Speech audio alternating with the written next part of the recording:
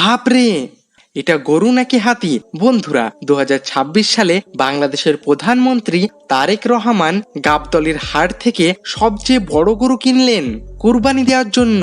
গরুটির দাম শুনলে আপনার চোখ কপালে উঠে যাবে। গরুটির সাইজ এতটাই বিশাল যে কোনো ছোটখাটো পিকআপে নিয়ে যাওয়া সম্ভবই না। গরুটি দেখতে একটি বিশাল দানবের মতো। চমৎকার তার গায়ের রং। গরুটি দেখভাল করার জন্য 15 জন লোককে নিয়োজিত করা হয়েছে। প্রতিদিন গরুটিকে যা খাওয়ানো হয় সেটা যদি আপনি জানেন তাহলে আপনিও অবাক হয়ে যাবেন। বন্ধুরা, দীর্ঘ 17 বছর পর তারেক রহমান নিজ মাতৃভূমিতে পরিবারের সাথে পবিত্র কুরবানির ঈদ উদযাপন করবেন, যে কারণে তিনি আগেভাগেই রাজধানীর গাবতলীর হাট থেকে কুরবানির গরু কিনেছেন। তবে গরুটি দেখতে কেমন, দাম কত, সবকিছু জানতে পারবেন আজকের এই ভিডিওটিতে। বন্ধুরা, 2026 সালে আসন্ন কুরবানির ঈদ উপলক্ষে রাজধানীর গাবতলীর হাট আবারও জমে উঠেছে। তবে এর মধ্যে সব থেকে বেশি আলোচনায় এসেছেন প্রধানমন্ত্রী তারেক রহমান। সম্প্রতি জানা গিয়েছে তারেক রহমান একটি বিশাল আকারের দানব আকৃতির গরু কিনেছেন, যেটাকে অনেকে হাটের সবচেয়ে বড়, সেরা এবং সবচেয়ে আকর্ষণীয় গরু বলে মনে করেছেন।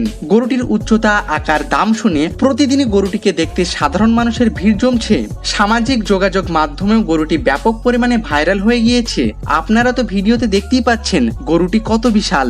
জানা গিয়েছে গরুটি কিনতে তারেক রহমান, তার স্ত্রী এবং জাইমা রহমানও সশরীরে হাটে গিয়েছিলেন। খানিকটা সময় ঘোরাঘুরির পর জাইমা রহমান এই গরুটি দেখেই পছন্দ করেন। মেয়ের পছন্দে তারেক রহমান এই গরুটিকে প্রায় 1 কোটি টাকা দিয়ে কিনেছেন। বন্ধুরা, দেশে এর চাইতেও বড় গরু থাকলেও এমন গরু বিরল, কেননা এমন গরু লাখে নয় বরং কোটিতে একটা মেলে।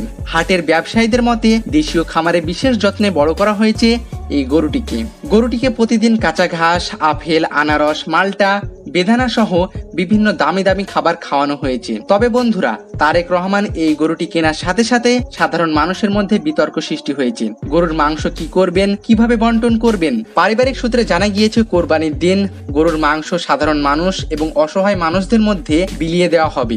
এই বিতরণ কাজের জন্য ইতিমধ্যেই 65 জনের একটি বিশাল টিম গঠন করা হয়েছে। তো বন্ধুরা, আপনারা তো দেখতেই পেলেন। তো ভিডিওটি কেমন লাগলো? ভিডিওটি ভালো লাগলে একটি লাইক করবেন।